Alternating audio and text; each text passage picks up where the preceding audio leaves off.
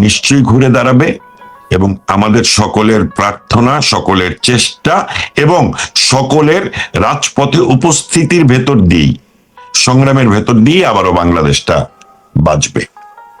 এবং সেই বাংলাদেশের জন্য একটা নেতার প্রয়োজন।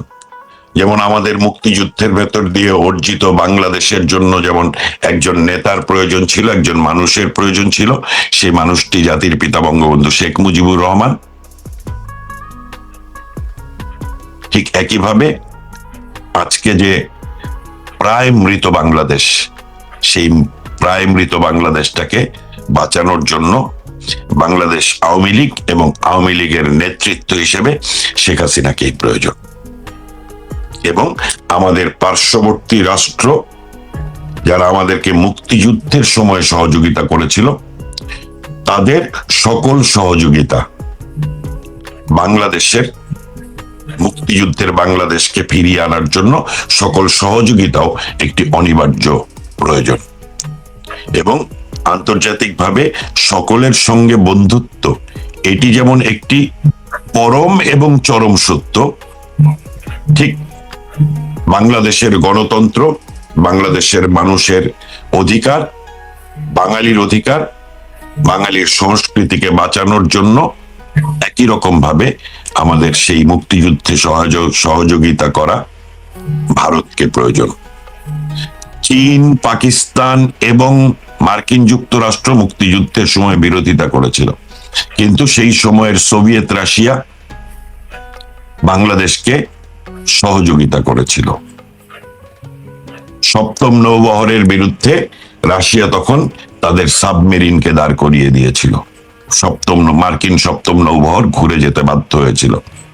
আজকের বাংলাদেশে এই যে সারা বিশ্বে জ্বালানি সংকট, বাংলাদেশে বিদ্যুৎ নাই, ঠিক সেই সময় ৭১-এর আমাদের সহযোগী রাশিয়া বাংলাদেশে পারমাণবিক বিদ্যুৎ কেন্দ্র করে দিয়েছে এবং ২০ বছর ধরে কাজ করে আজকে বিদ্যুৎ কেন্দ্রটি চালু হচ্ছে, উদ্বোধন হলো।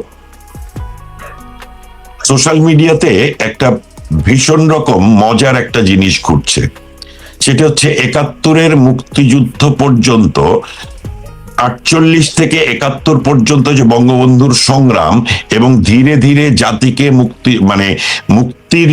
মুক্তিযুদ্ধের জন্য প্রস্তুত করা, একটি স্বাধীন রাষ্ট্রের জন্য প্রস্তুত করা, এই কাজটি যেমন বঙ্গবন্ধু করেছেন, আর বিএনপি এসে আজকে স্বাধীনতার ঘোষক জিয়া বলে ৯ মাসের মুক্তিযুদ্ধের তারা দাবি করে, কৃতিত্ব দাবি করে মুক্তিযুদ্ধ তাদের নিজস্ব সম্পত্তি বানানোর চেষ্টা করছে। একই রকম ভাবে ২০ বছর ধরে শেখ হাসিনা যখন এই দীর্ঘ সময় কাজ করে ২০ বছর ধরে এই পারমাণবিক বিদ্যুৎ কেন্দ্রটি তিনি তৈরি করেছেন, আজকে তারেক জিয়া এসে এটি উদ্বোধন করে তার কৃতিত্ব নিচ্ছে। সুতরাং যা আসলে আমরা দেখতে পাই, আমাদের সামনে যা আসে, তার পেছনে কিন্তু অনেক বড় একটা ইতিহাস থাকে। ১৯৭১-এর ২৫শে মার্চ কাল রাত্রির পরে ২৬শে মার্চ থেকে যে মুক্তিযুদ্ধ শুরু হয়, সেই মুক্তিযুদ্ধ শুরুর পেছনটা কিন্তু ২৩ বছরের। আজকের যে বাংলাদেশ, এই বাংলাদেশ যেই জায়গাতে দাঁড়িয়েছিল ২০২৪ পর্যন্ত, ২০০৯ থেকে, সেই বাংলাদেশটার পেছনে কিন্তু ১৬ বছরের শেখ হাসিনার সংগ্রাম ছিল। সুতরাং আমরা নতুন করে খাল কাটা শুরু হয়েছে। আপনি কি জানেন যে যদি আমাদের জলাবদ্ধতা দূর করতে হয়, কিংবা আমাদের কৃষি জমিতে পানির সরবরাহ, সেচ প্রক্রিয়া চলমান রাখতে হয়, তাহলে নদীতে যে পলি পড়ে চর জমে যায়, নদী খনন অনেক বেশি জরুরি। এবং শেখ হাসিনা কিন্তু একই সঙ্গে সারা বাংলাদেশের সকল নদীগুলো ড্রেজিং এর মাধ্যমে নদীর নাব্যতা ফিরিয়ে আনার চেষ্টা করেছিল, যেটি অনেক বেশি জরুরি। কিন্তু যেটি প্রচার পায়নি, মানুষ দেখতে পায় না। আর জিয়াউর রহমান যেমন ক্ষমতায় এসে খাল খননের প্রক্রিয়া শুরু করেছিল, তারেক জিয়াও এসে এইবার একদিকে কার্ড আরেকদিকে খাল খনন। এবং এই খাল খনন যে আসলে দেশের অর্থনীতিতে কোনো পরিবর্তনই আনতে পারবে না, বাংলাদেশের কৃষিতে কোনো অবদান রাখতে পারবে না, বরং এই খাল খননের প্রক্রিয়ার ভেতরে বিএনপি নেতারা এক ধরনের হরিলুটের ভিতরে গিয়েছে। আপনি দেখেছেন পরশুদিন একটি পত্রিকা এসেছে, একজন মানুষের ভিটি বাড়ির মাটি কেটে বিক্রি করে দিয়েছে।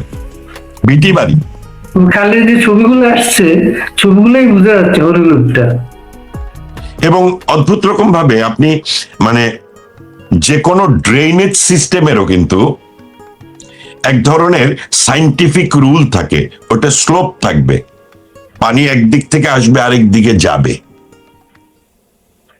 এবং আপনি দেখবেন যে গ্রামে কৃষি সেচের জন্য একদিকে সেচ পাম্প বসায়, আর প্রত্যেকটা ক্ষেতের পাশে যে আইল দেয়, মানে বাউন্ডারি দেয়, এই দুইটা ক্ষেতের বাউন্ডারির মাঝখানে যে ছোট জায়গাটা থাকে যেটা দিয়ে পানি যায়, এবং সেখান থেকে পানি তুলে তুলে ওরা যে দুই পাশের খেতে দেয়, ওইটা কিন্তু ছোট খাল, ইরিগেশনের খাল, সেচ পানির প্রবাহ বহমান রাখার খাল। কিন্তু একটি গ্রামের ভেতর দিয়ে আপনি একটি খাল করলেন, সেই খালে নদীর পানি আসবে না তো, কারণ নদীতেই তো পানি থাকবে না যদি আপনি ড্রেনেজ না করেন, যদি আপনি ড্রেজিং এর মাধ্যমে জল মানে নদীর বহমানতা ঠিক রাখেন, নদীর পানি প্রবাহ ঠিক রাখেন, কিংবা ভারতের কাছ থেকে যেই নদীগুলো আমাদের এখানে ঢুকেছে সেই ন্যায্য পানির হিস্সা যদি আপনি বুঝে না নিতে পারেন। সুতরাং ন্যায্য পানির হিস্সা এবং নদীগুলোর নাব্যতা রক্ষা করা এবং কৃষিতে পানি সরবরাহ বহাল রাখা, এর কোনোটির সঙ্গেই কিন্তু তারেক জিয়ার খাল খননের কোনো সম্পর্ক নাই, জিয়াউর রহমানেরও খাল খননের কোনো সম্পর্ক ছিল না। এটি একটি হরিলুট প্রক্রিয়া, এবং সেই প্রক্রিয়ার ভিতরে বিএনপি ঢুকেছে। শেষের দিকে আপনার কাছে পরিচয় কবিতাটা আছে? হ্যাঁ, আছে পরিচয় কবিতাটা।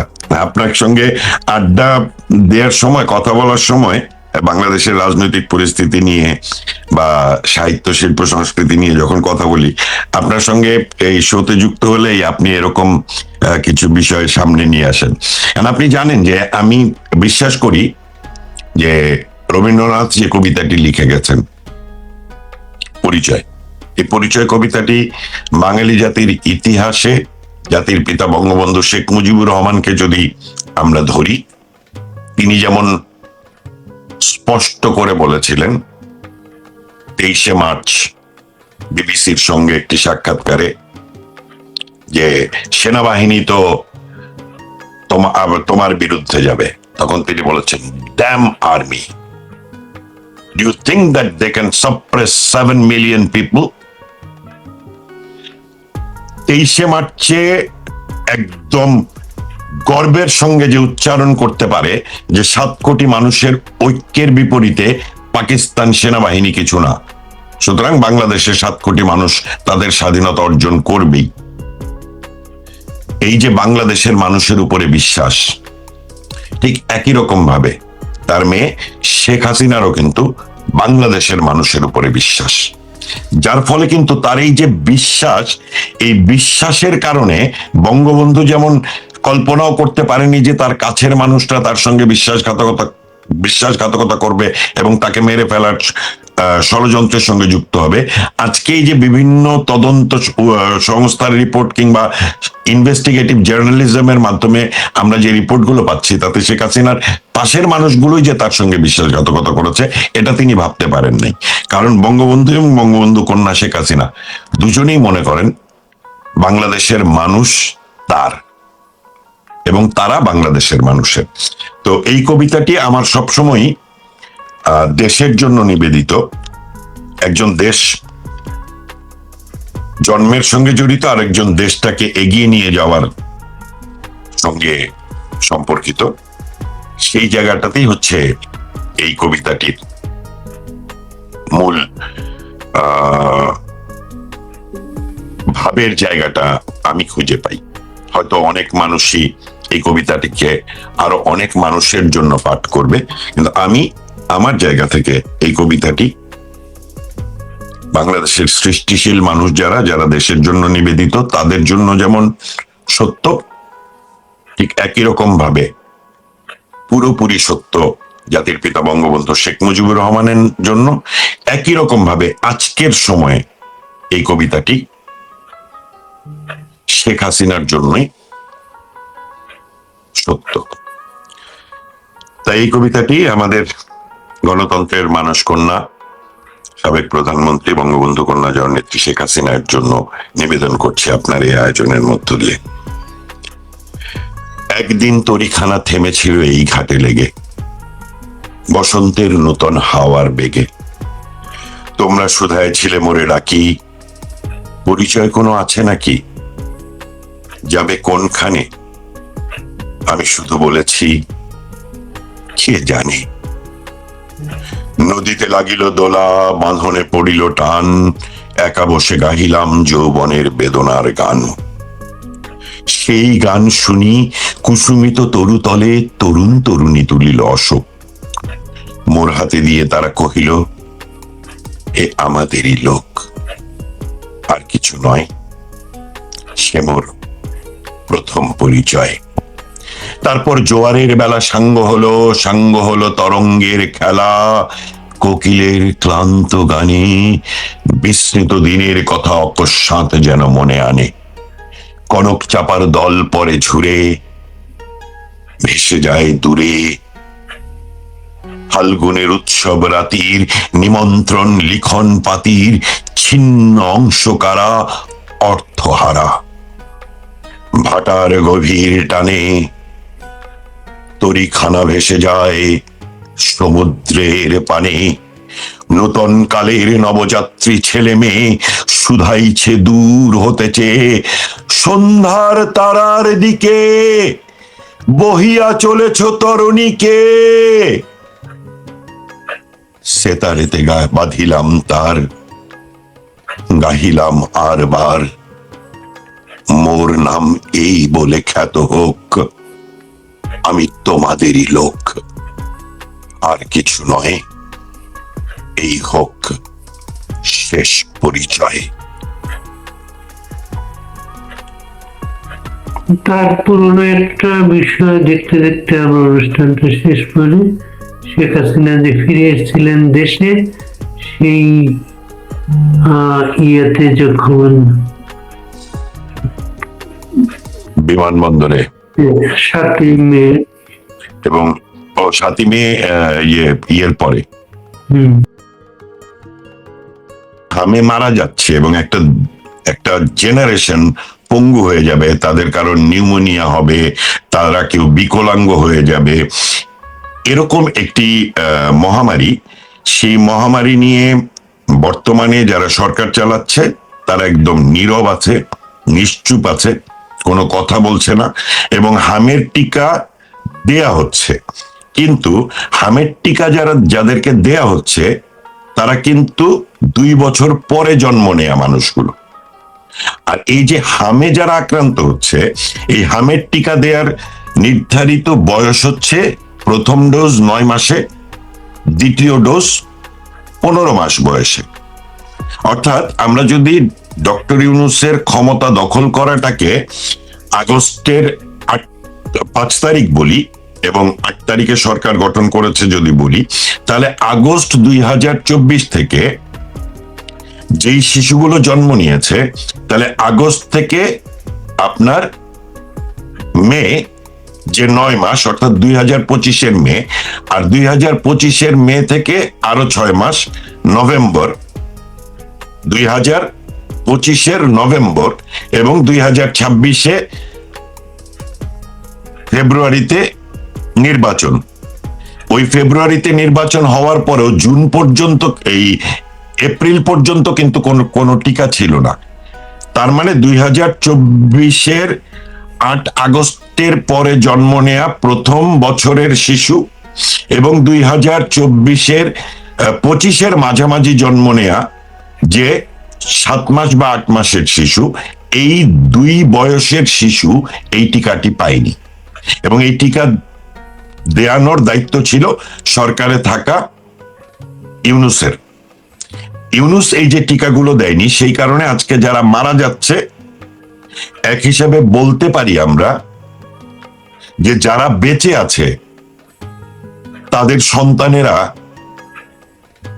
কিংবা তাদের পরিবার এক সময় বলবে যে আল্লাহ, তুমি যদি আমার সন্তানকে বাঁচিয়ে রেখেও এই যে বিকলাঙ্গ করে দিলে, আমার সন্তানকে বাঁচিয়ে রেখেও একটি দীর্ঘস্থায়ী রোগে আক্রান্ত করলে, তার চেয়ে তো আমার সন্তানটা মরে যাওয়াই ভালো ছিল।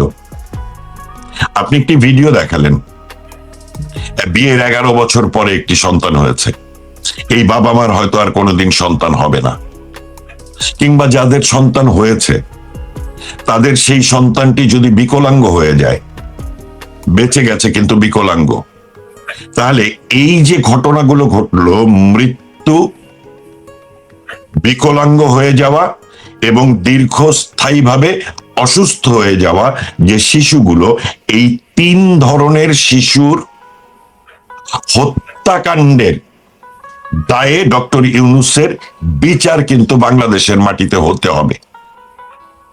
এখন এই বর্তমান সরকার কেন নিশ্চুপ? তারা কেন ইউনূসের ব্যাপারে কোনো ধরনেরই কোনো কথা বলছে না? এমনকি আপনি দেখেছেন যে স্কুলটিতে কি বলে আপনার স্কুলটির নাম মাইলস্টোন স্কুলে যে এয়ারক্রাফটটি পড়লো এবং অসংখ্য শিশু মারা গেল, ওখানেও কিন্তু অসংখ্য শিশু পঙ্গু হয়ে গিয়েছে, কারো হাত নেই, কারো পা নেই। সুতরাং মৃত্যু এবং দীর্ঘস্থায়ী পঙ্গুত্ব বরণ করা, এদের যে বিচার হওয়া উচিত, যেই বাবা মামলা করতে গেল সেই মামলাটি নিল না। তার মানে আমরা ধরে নিচ্ছি তারেক রহমান আন্তর্জাতিক মোগলদের সঙ্গে যে আপোষ রফা করে ক্ষমতায় আসলো, প্রধানমন্ত্রী হলো, 17 বছর পরে দেশে ফিরে অসংখ্য দুর্নীতির মামলায় এই আসামি যখন আবার প্রধানমন্ত্রী হয়, তখন আরেক আসামির যখন বিচার করে না, তখন এই ডক্টর ইউনূস, অবৈধ ইউনূস এবং তারেক রহমানকে আমাদের এক পাল্লাই দেখতে হবে। নিশ্চিতভাবেই সে কারো না কারোর সাথে যে নির্বাচন, এই নির্বাচন পর্যন্ত যা ঘটেছে তার সকল দায় ইউনূসের। অর্থনীতি ধ্বংস করে দিয়েছে, মানুষের একটি শ্রেণী আজকে দারিদ্র সীমার নিচে অবস্থান করছে এবং বাংলাদেশের বেশিরভাগ মানুষ এখন দরিদ্র অথবা দারিদ্র সীমার নিচে। এই যে দেশের এত বড় ক্ষতি হলো, তার ভেতরে আমরা যদি কিছু কিছু উদাহরণ আনি যেগুলো হত্যাকাণ্ড একেবারে, এবং ঐতিহাসিকভাবে এই হত্যাকাণ্ডের দায় অবৈধ ইউনূসকে নিতে হবে এবং এর জন্য তার বিচার হবে এবং তার মৃত্যুদণ্ড হওয়া উচিত। একটি হচ্ছে হাম, যেটির ঘটনাও আপনি দেখালেন, আরেকটি হচ্ছে মাইলস্টোন। দুটি ছেলে মারা গিয়েছে এবং তার কোনোদিন সন্তান হবে না, কিন্তু যাদের সন্তান আছে, আমি বারবার ওই প্রশ্নটা বারবার উত্থাপন করছি যে এক সময় গিয়ে বিচার হবে, সেই বিচার হবে হত্যাকাণ্ডের বিচার। কিন্তু এই যে দীর্ঘ একটা পুরো প্রজন্ম বিকলাঙ্গ হয়ে যাওয়া, একটা প্রজন্ম অসুস্থ হয়ে যাওয়া, সেই প্রজন্মের দায়ে তার আসলে কি বিচার হওয়া উচিত, সেটি একটি গুরুত্বপূর্ণ বিষয়। পাশাপাশি এটিও গুরুত্বপূর্ণ বিষয়, আজকে বর্তমান সরকার যে ইউনূসকে বিচারের আওতায় আনছে না, বরং তাকে অব্যাহতি দিচ্ছে, জুলাই হত্যাকাণ্ডের দায় মুক্তি দিয়েছে, আরো যা যা করেছে, সেই জায়গাতে দাঁড়িয়ে আমি কিন্তু আপনার একটি শোতে একবার বলেছিলাম যে ইউনূস যে দেনা করে গেছে জাতিকে ধ্বংস করে দেবার, সেই দেনার দায় মেটাচ্ছে তারেক রহমান। তার মানে ইউনূস এবং তারেক রহমান বা বর্তমান বিএনপি সরকার, এর ভেতরে কিন্তু কোনো পার্থক্য নাই। এবং এটি বুঝতে হলে, এটির যে কোনো পার্থক্য নাই, এটি বুঝতে হলে সংসদে বিরোধী দল এবং সরকারি দল দুই পক্ষে অবস্থান করে যে সাজানো নাটক করে, যেটি আমরা দেখেছি এরশাদের সময় জাতীয় পার্টি, সরকারি দল এবং সম্মিলিত বিরোধী দল স্কপ নামে আসম আব্দুর রবকে বিরোধী দল করে যে সংসদের নাটক সাজানো হয়েছিল, আজকের সংসদ একই জায়গাতে অবস্থান করছে। সংসদে যখন আমরা দেখি বিএনপি নেতারা জামাতকে রাজাকার বলে, এই বিএনপি কিন্তু জিয়াউর রহমান প্রথমে তাদেরকে রাজনীতি করার সুযোগ দিয়েছে, দালাল আইন বাতিল করেছে, খালেদা জিয়া তাদের সঙ্গে একসঙ্গে ক্ষমতায় থেকেছে, রাজাকারদেরকে মন্ত্রী বানিয়েছে, আর বর্তমান সরকার রাজাকারকে সাংসদ বানিয়ে বর্তমান সংসদে রাজাকারের সামনে রাজাকারকে পাশে নিয়ে অবস্থান করছে। সুতরাং সরকারি দল, বিরোধী দল এবং ডক্টর ইউনূস অবৈধ সরকার, এর ভেতরে কোনো পার্থক্য নেই। এরা সবাই মিলে দেশটাকে যেই জায়গাতে নিয়ে গিয়েছে, এই জায়গাতে এসে আমার ভীষণভাবে মনে হয় যে করোনার মতো মহামারী শেখ হাসিনা যেভাবে মোকাবেলা করেছিলেন, সেই মোকাবেলা একটি বিশ্বে উদাহরণ হয়ে আছে। সারা বিশ্বে প্রত্যেকটি দেশে যখন লক্ষ লক্ষ মানুষ মারা যাচ্ছে, তখন 18 কোটি মানুষের ঘনবসতির বাংলাদেশে মাত্র 26,000 মানুষ মারা গিয়েছিল। এবং শেখ হাসিনা যেভাবে পেরেছেন, প্রথমে ভারত থেকে, তারপরে আমেরিকা থেকে, এরপরে ইংল্যান্ড থেকে করোনার টিকা এনে জাতিকে 3 দফায় করোনা দিয়েছে, ফার্স্ট ডোজ, সেকেন্ড ডোজ এবং বুস্টার ডোজ বাঁচিয়ে দিয়েছে। কিন্তু করোনার টিকা আর হামের টিকার ভেতরে পার্থক্য আছে। যেই শিশুটির বয়স 2 বছর হয়ে গিয়েছে, তাকে কিন্তু আর হামের টিকা দেওয়ার কোনো সুযোগ নাই। তার মানে 9 মাস, 15 মাস এবং পরের বছরের 9 মাস, এই 3 বয়সী শিশু হত্যাকাণ্ডের শিকার, এবং এই হত্যাকাণ্ডের জন্য দায়ী হচ্ছে ইউনূস সরকার। আর আমরা শেখ হাসিনাকে বাংলাদেশ থেকে, ক্ষমতা থেকে উৎখাত করেছি, বাংলাদেশ থেকে পালিয়ে যেতে বাধ্য করেছি এবং তাকে ফ্যাসিস্ট নাম দিয়ে বাংলাদেশের অগ্রযাত্রাকে আমরা একটি দুর্নীতি হিসাবে প্রমাণ করবার চেষ্টা করছি। $13 বিলিয়ন রাশিয়ার সঙ্গে রূপপুর পারমাণবিক চুক্তি, আর সেই $13 বিলিয়ন প্রজেক্টে শেখ হাসিনা নাকি $5 বিলিয়ন দুর্নীতি করেছে। ডক্টর ইউনূস এবং তার সরকার যখন এই কথা প্রচার করছে, তখন খোদ রাশিয়া, যারা এই রূপপুর পারমাণবিক বিদ্যুৎ কেন্দ্র স্থাপন করেছে, তারা অফিসিয়ালি রাশিয়ান এমবাসি স্টেটমেন্ট করেছে যে এই ধরনের কোনো লেনদেন শেখ হাসিনার সঙ্গে হয়নি। সুতরাং অপপ্রচার এবং এই অপপ্রচারের মাধ্যমে মিথ্যা ছড়ানো, এটি যখন নাকি ইউনূস সরকারের ইতিহাস, আর আজকে মুক্তিযুদ্ধের ধ্বজাধারী বিএনপি, যাদের জন্মই হয়েছে রাজাকারদেরকে রাজনীতিতে পুনঃস্থাপন করার মধ্য দিয়ে, রাজাকারদের নিয়ে দল গঠন করার মধ্য দিয়ে এবং ইতিহাস বিকৃতির নজির স্থাপন করার মধ্য দিয়ে, সেই জায়গাতে দাঁড়িয়ে বর্তমান বিএনপি সরকার এবং ইউনূস সরকারের মধ্যে আমি ব্যক্তিগতভাবে কোনো পার্থক্য দেখতে পাই না। এবং আমি মনে করি এই জায়গা থেকে বাঙালি জাতিকে মুক্ত করতে পারে একমাত্র আওয়ামী লীগ এবং আওয়ামী লীগ নেতা সাবেক প্রধানমন্ত্রী জননেত্রী শেখ হাসিনা। আজকের জনগণ এই বিষয়টায়, হামের শিশু মৃত্যু, শেখ হাসিনার প্রয়োজন, এসব নিয়ে অমিরমান ডিএলের বায়োস্কোপ নামের চমৎকার একটা প্রোডাক্ট আমরা দেখছি। ওই বায়োস্কোপ পুঁথি কবিতাটা কি আপনার কাছে আছে? আছে, আমি এটি পাঠ করব।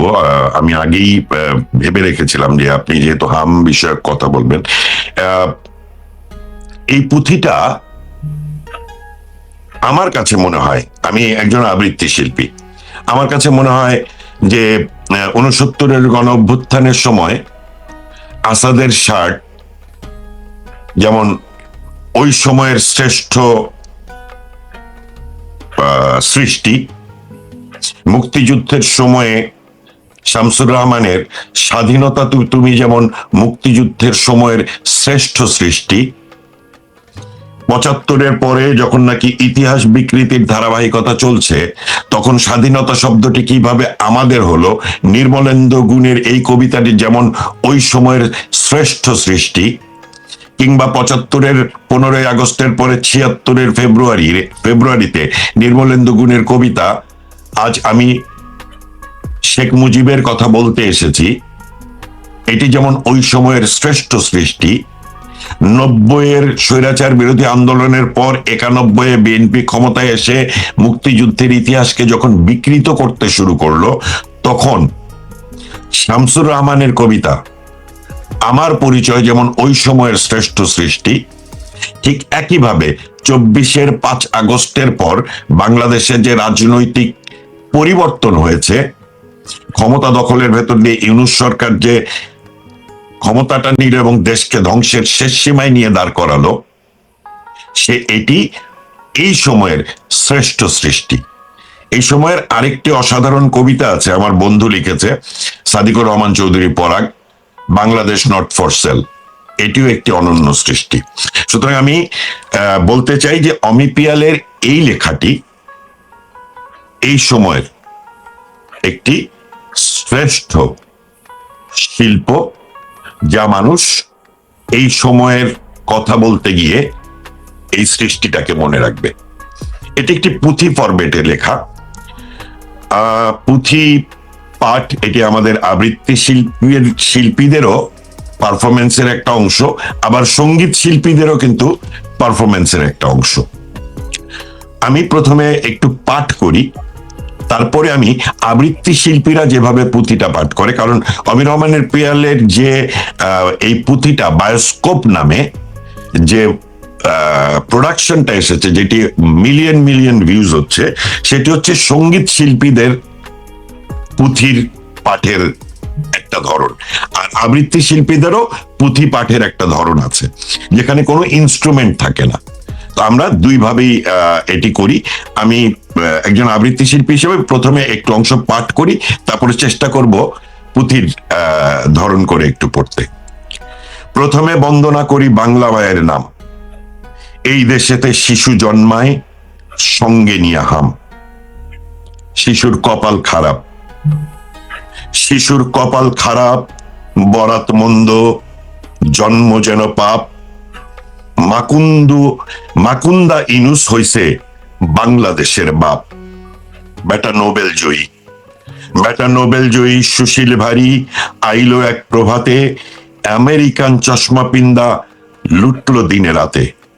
আমার সোনার দেশটা, আমার সোনার দেশটার সোনালুইটা বানাইলো ফকিন্নি, ১০০০ কোটি টাকা মাইরা ভিভিআইপি তিনি।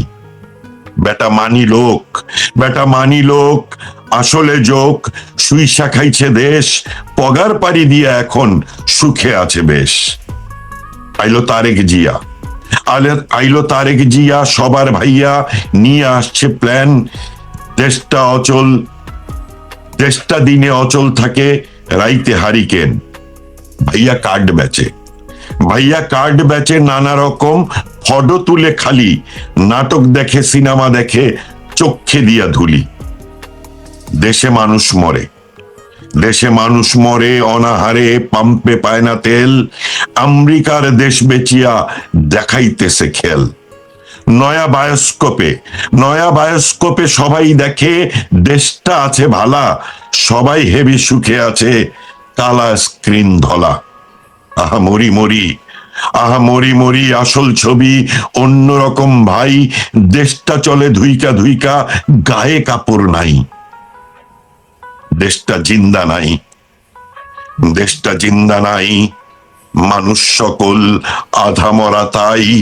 ভাত নাই, কাপড় নাই, টেকা টুকা নাই, নাই চলার রসদ। বাচ্চার টিকা নাই, শিক্ষা নাই, ফসল নাই খেতে, এক বেলা অন্ন জোটে, তরকারি নেই পাতে। আহা বাংলাদেশ, আহা বাংলাদেশ, বাংলা শেষ, তলাবিহীন ঝুড়ি, কয়দিন পর ভাতের বদলে সবাই খাবে মুড়ি। তারা সব পলাইব, তারা সব পলাইব এদিক ওদিক, ধরায়া লণ্ঠন, ইউনুস যাইব প্যারিস ফিরা, তারেকে লন্ডন। কইরা বাংলা শেষ, আমার বাংলা শেষ, আমার বাংলা শেষ, সর্বনাশের কি আর আছে বাকি, কাজীর গরু কিতাবেতে গোয়ালেতে ফাঁকি। আমরা সব হারাইলাম, আমরা সব হারাইলাম।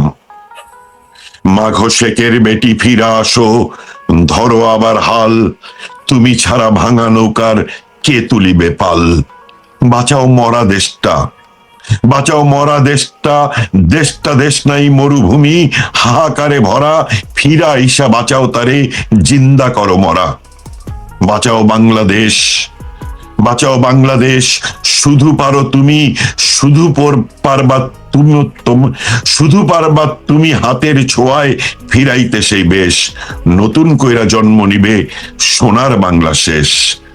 আমার কথা শেষ, আমার কথা শেষ, সর্বজনে করিও বিচার, জয় বাংলায় আসল ওষুধ, বাঁচিতে সবার।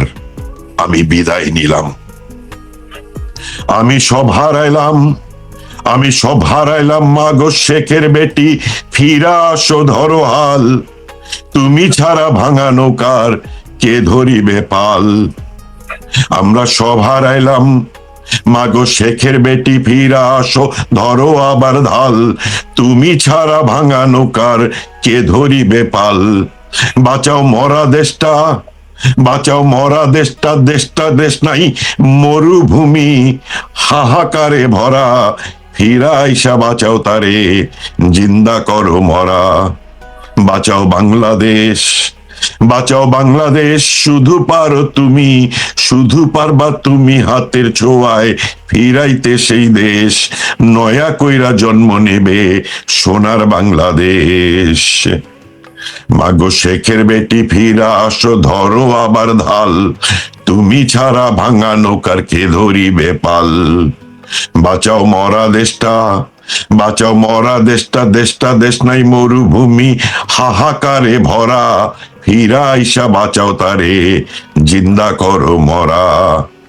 বাঁচাও বাংলাদেশ, বাঁচাও বাংলাদেশ, শুধু পারো তুমি, তুমি পারবা তোমার হাতের ছোঁয়ায় ফিরাইতে সেই বেশ, নতুন কইরা জন্ম নিবে সোনার বাংলাদেশ। আমি আসলে চেষ্টা করলাম, আমার গলায় সুর নাই। এই পুঁথিটা আবৃত্তি শিল্পীরা যাদের গলায় একটু সুর আছে, আমি নিশ্চিত করে বলি যে তারা এই রাজনৈতিক যে সময়, এই সময়কে স্মরণ করে ঐতিহাসিকভাবে যেই কবিতাগুলো বাংলা সাহিত্যে জায়গা করে নিয়েছে, এই লেখাটা এরকম ভাবে জায়গা করে নিবে। অমির রহমান পিয়ালের প্রতি আমাদের কৃতজ্ঞতা। আর আমার এই ছোট্ট চেষ্টা আজকের এই অনুষ্ঠানে পাঠ করবার জন্য অমির রহমান পিয়ালকে বলি, যদি কোনো ভুল হয় ক্ষমা সুন্দর দৃষ্টিতে দেখবেন। আর যারা শুনছেন তাদেরকে বলবো যে আমার পড়ার ভুলটা বাদ দিয়ে যে সত্য উচ্চারণ হয়েছে এই লেখাটাতে, যে সত্য বচন হয়েছে এই লেখাটাতে, সেটা আপনাদের মাধ্যমে আমরা বাঙালি জাতিকে পৌঁছে দিতে চাই, আপনাদেরও কানে পৌঁছে দিতে চাই। আমার সোনার বাংলা শেষ, শেখের বেটি ফিরা আইসা বাঁচাও বাংলাদেশ।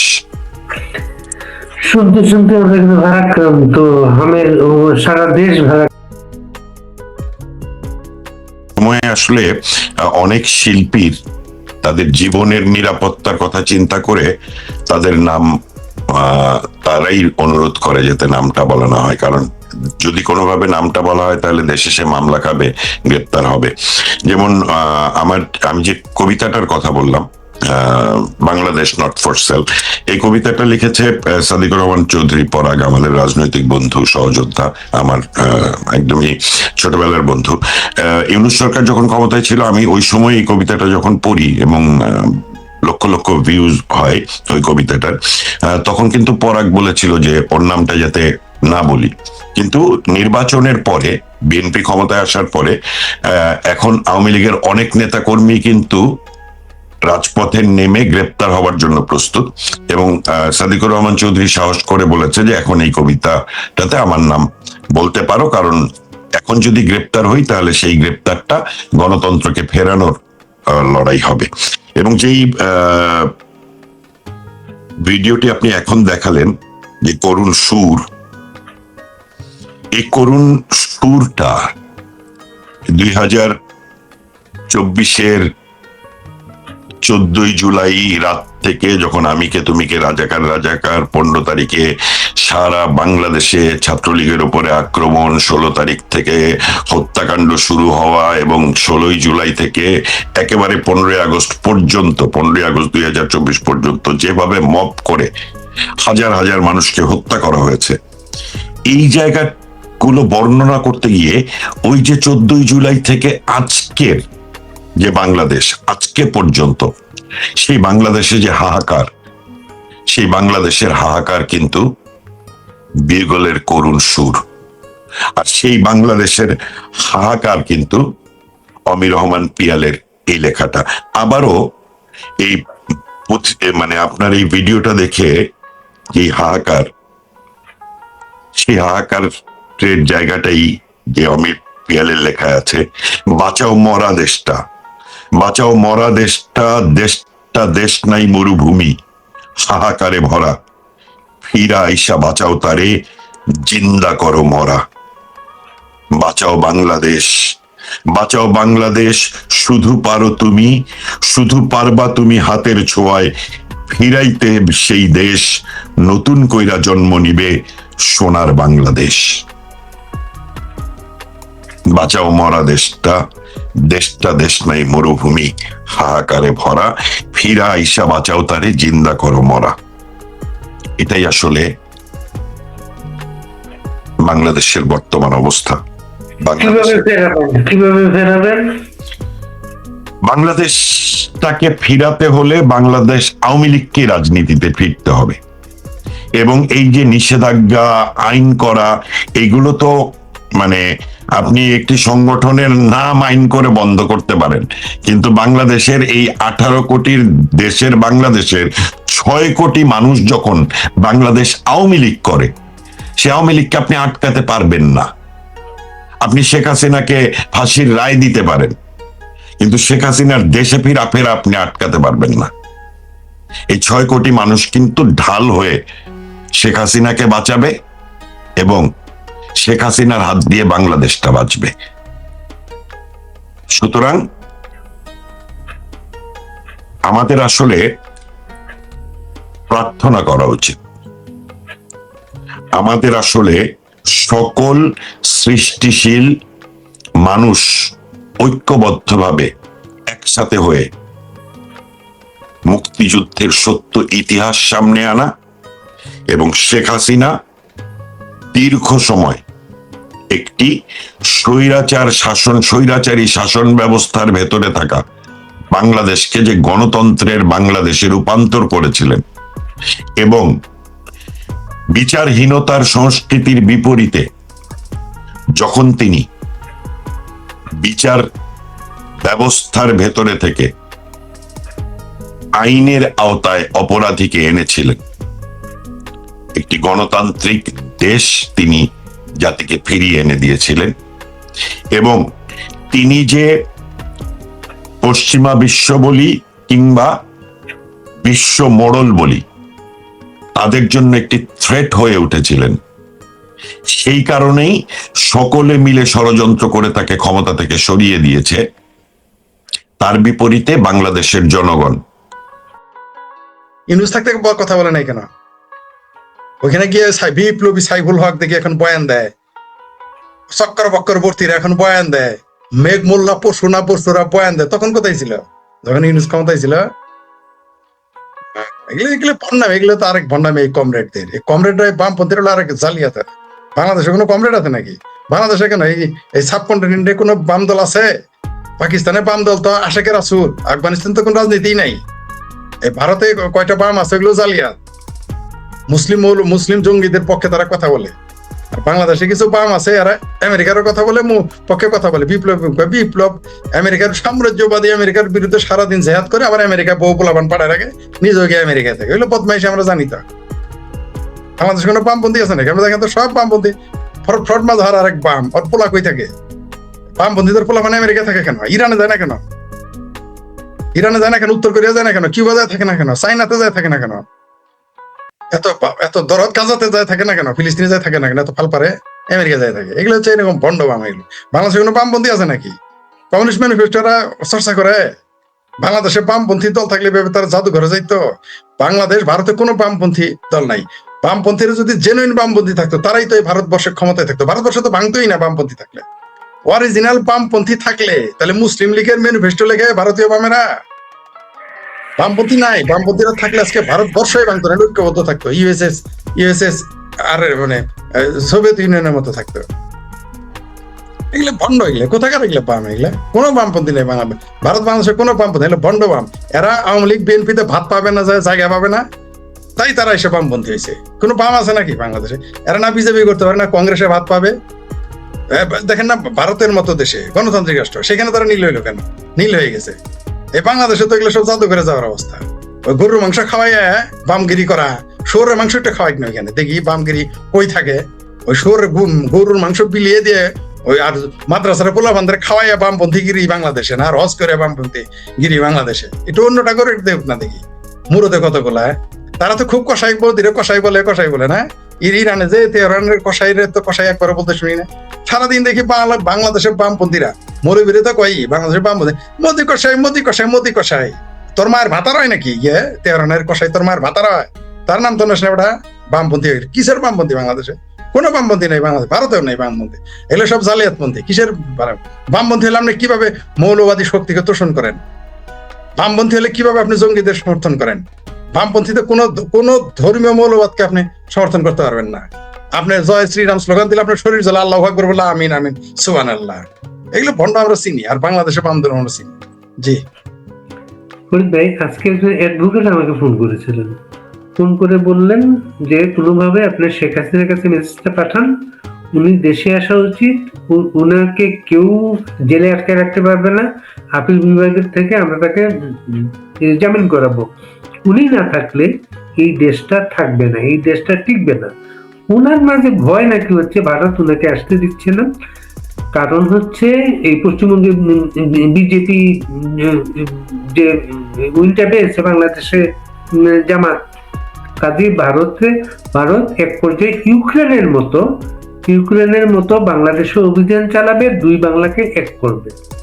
এই ধরনের চিন্তার কোনো বাস্তব মনে হয় আপনার? এটা বাস্তব কোনো কিছুই মনে করি না। ভারত যদি বাংলাদেশ ইউক্রেনের মতো দখলই করবে, তাহলে যখন বলছিল যে 7 সিটার খাই ফেলবে, ওই দিনই তো বাংলাদেশের আর্মিদের সেনাবাহিনী হেডকোয়ার্টার উড়াই দিত, বিজেপির হেডকোয়ার্টার উড়াই দিত যদি এটা হইতো। এগুলো অবাস্তব চিন্তা। ভারত এত পাগলা, ভারতকে কি পাগলা কুত্তায় কামড়াইছে?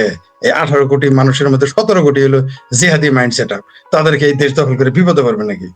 কেউ কোনোদিন আগুনের বুকে নেয়, আগুন কেউ কোনোদিন মাদার কাটা গাছ জড়াই ধরে?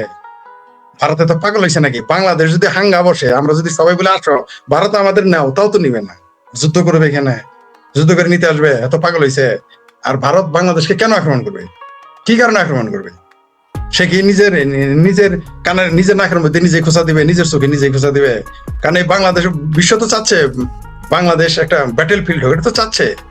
তো ভারত ওই সুযোগ দিবে না। ভারত কূটনীতিতে ভারত কতটুকু শক্তিশালী এখন বুঝি? ইউক্রেন কোন দিকে? এটা রাশিয়া আর ইউক্রেন না তো, বরং এটা চায়নার জন্য হেডেক হবে। চায়না এই কাজ করে, আপনারা বলি এটা অসম্ভব মনে হইতে পারে।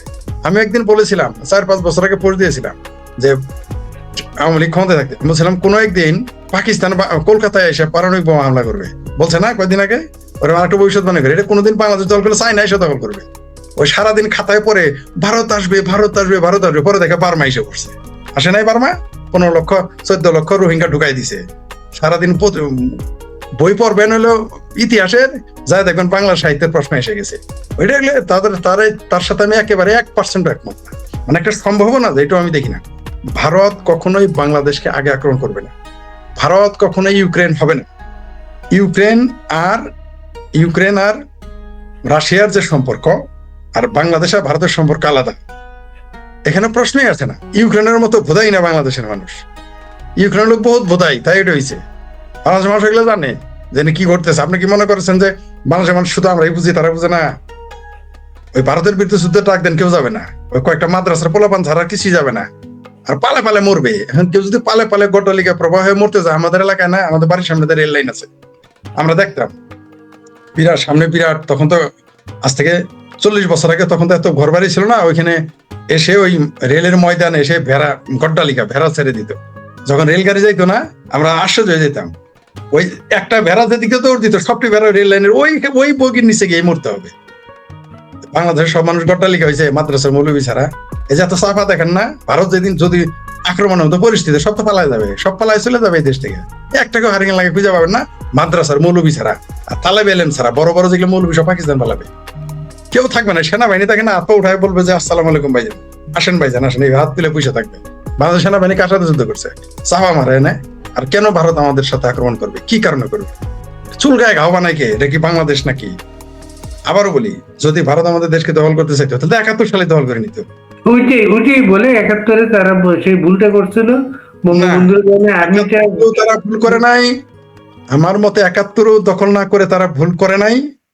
এখনো তারা যুদ্ধ করবে না, ভুল করবে না। চাণক্য নীতিটা ভালো করে পড়লেই বোঝা যায়।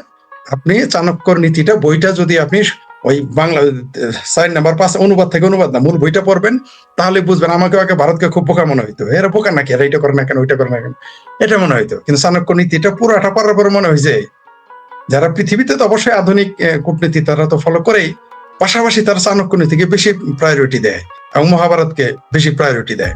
তো আমি এই দুইটা খুব ভালোভাবে চর্চা করি, দিয়ে দেখি না তারা ঠিক আছে। ভারত তখনও দখল করে নাই, এখনো দখল করে না। কি দরকার ভাই এটা নিয়ে তারা ঝামেলায় পড়বে? ভারত তো এখন তো বাংলাদেশ সীমান্তটাকে সবচেয়ে স্পর্শকাতর মনে করে, তারা মনে করে কারণ এখান থেকে চিকেন নেকের হুমকি দেওয়া হয়। আর জানে যে এগুলো চিকেন নেকের হুমকি, এগুলো ভুয়া। মনে করেন 5 বছর শিশু যদি আইসা আমারে এই শোলা ছিলেন পাঠ করি আইনে যদি আমার হুমকি দেয়, ফরি তোর হ্যান করবো তেন করবো, আমি কি হাসাহাসি করবো না? ওর শক্তি আমি একটু ফু দিলেই তো পড়ে যাবে, ঠিক আছে না? এখন মনে করেন যে এরকম সিক্রেট ওরা জানে বলে চিকেন নেক মিকেন কিছুই না, মৌলবাদীরা চিৎকার করে। এগুলো করলে চীন আসবে, আমেরিকা আসবে। দেখবেন কিছু বিদেশে থাকে, কিছু ফেসবুক ইউটিউবার থাকে, এরা দেখবেন বলতেছে সিলেট স্বাধীন করবে, সেখানে আমেরিকা বসাবে, চীন বসাবে, ভারত আঙুল ছুটবে। ভারত যেদিন মনে করবে বাংলাদেশ হুমকির মুখে, আমি বলে দিই আপনাকে ভারত কি করবে, আমি আপনাকে লিখে দিতে পারি। একেবারে এটাই হুবহু ঘটবে, একটু ব্যতিক্রম হবে, কিছুটা ব্যতিক্রম হতে পারে, কিন্তু এই মূল ঘটনা এটাই থাকবে। ভারত যেদিন মনে করবে বাংলাদেশ তার জন্য ঝুঁকিপূর্ণ, এখানে একটা খ্রিস্টান রাষ্ট্র হতে দিবে, আর একটা হিন্দু রাষ্ট্র হবে, আর ওই যে ময়মনসিংহ ডিস্ট্রিক্ট নিয়ে বাংলাদেশ বানায় আমাদের পানি খাইতে হবে, ধুয়ে পানি খাইতে হবে, 3টা ভাগে ভাগ করে ফেলবে। ও তুমি চায়নারে বসাবা, আমেরিকা বসাবা, ভারত কি করবে? ভারত যে এখানে রাশিয়ান সৈন্য এনে বসায় রাখছে, এটা বুঝতে ভুলে গেছে আমাদের বাংলাদেশে বাঙ্গুরা। ভারতের সাথে সামরিক যুদ্ধ, এখানে রাশিয়ান সৈন্য চলে আসছে অলরেডি, এই খবর তারা রাখে। এরা যতক্ষণ দেখেন এই যে চিকেন নেক বলে ভারত ওইখানে তার সামরিক সমাবেশ ঘটাই ফেলছে, গোপনে তো আরো কোনো কিছু করছে। আমার কাছে অনেক ছবি ছিল, নিরাপত্তা বা ভিন্ন কারণে সেগুলো আমি দেখাইতে পারবো না, আমি দেখে ভয় পেয়ে গেছি। ভারত যে ওখানে আয়োজন করে ফেলছে, এগুলো বলে ভারতকে সতর্ক করে দিছে। পাশাপাশি এগুলো না করলে ভারত কিন্তু রাশিয়ার সাথে সামরিক চুক্তি করতো না। তারা অলরেডি সেখানে 4000 সৈন্য চলে আসছে, খুব সম্ভবত চলে আসছে অথবা চলে আসবে, আমার মনে হয় চলে আসছে, এবং তাদের সকল সামরিক চুক্তি করা আছে। তা আপনি এগুলো না করলে তো ভারত এই কাজটা করতো না। ভারতকে এই যে আমার ভাবির পোলার হুমকি দেওয়ার কারণে বিজেপির যে উত্থান ঘটেছে পশ্চিমবঙ্গে, শুধুমাত্র বাংলাদেশ কারণ, বাংলাদেশের অন্যতম কারণ। দীপু দাসকে ভালো কাজে দিন জ্বালিয়ে দিয়েছে, আমি সেদিন বুঝতে পারছি যে ভারতে একটা কিছু ঘটবে, এবং ঘটেছে। ওই যে একটা সাধারণ মানুষ দীপু দাসকে জ্বালিয়ে দিয়েছিল ময়মনসিংহের ভালুকায়। ও এগুলো যারা যে সাংবাদিক এটা বলেছে, আর শেখ হাসিনাকে আসবে, শেখ হাসিনাকে আটকে রেখেছে, এগুলো মনের মাধুরী মিশিয়ে যা তা বলা। শেখ হাসিনা আটকে রাখবে কেন? শেখ হাসিনা আটকে রাখার জন্য এখানে নিয়ে গেছে। শেখ হাসিনা যদি আটকে রেখেছে আপনারা মনে করেন, তাহলে বাংলাদেশের সেনাবাহিনী পাঠান, কারণ বাংলাদেশের নাগরিক তো, সে উদ্ধার করে নিয়ে আসেন। এগুলো তার মনের মাধুরী। ভারত সম্পর্কে দেখবেন যে আর কিছুদিন যদি, আর কোনো কারণে যদি 5 বছর টিকে যায় সরকার, কথার কথা যদিও টিকবে না এই সরকার, যদি কোনো কারণে 5 বছর টিকে যায় সরকার, দেখবেন বাংলাদেশে যারা আওয়ামী লীগ করে না, তারা 80% ভারতের গালি দিবে, বলবে ভারতের জন্য দায়ী, ভারতই ফাঁসি। এটা আমি লিখে রাখছি আগেই, যে জামাতেরা ওইটা ছড়াইতেছে, অলরেডি আওয়ামী লীগের ভিতরে ছড়াই দিছে জামাতিরা। জামাতের যে প্রপাগান্ডা ডিপো আছে, তাদের যে প্রপাগান্ডা সেন্টার আছে, সেখান থেকে অলরেডি আওয়ামী লীগের মগজে আর এটা সহজে খাবে। আর দিন শেষে এই বাংলাদেশের মানুষেরা মুসলমানই থাকে, মানুষও হয় না, আওয়ামী লীগও হয় না, মুসলমানই থাকতেছে আর পেয়ারা পাকিস্তানি থাকতেছে। অলরেডি অনেকে ফেসবুকে পোস্ট দেওয়া শুরু করছে, অনেক অনেক বুদ্ধিমান লোকেরা, আমার চেয়েও বেশি বুঝে তারাও লেখা শুরু করছে। আমি জানি এটা অনেকে মনে করতেছে যেটা আওয়ামী লীগই ঘটায়। কয়দিন পরে বলবে আপনি, যদি 5 বছর টিকে আপনি দেখবেন, আপনি দেখতে পারেন এমনকি আওয়ামী লীগ ক্ষমতা আসার পরে পেয়ারা পাকিস্তানের সাথে আজকে বাংলাদেশ করছে, মাদক বিরোধী চুক্তি করছে। তারা তো মাদক সমঝোতায় মাদক আমদানির দেশ।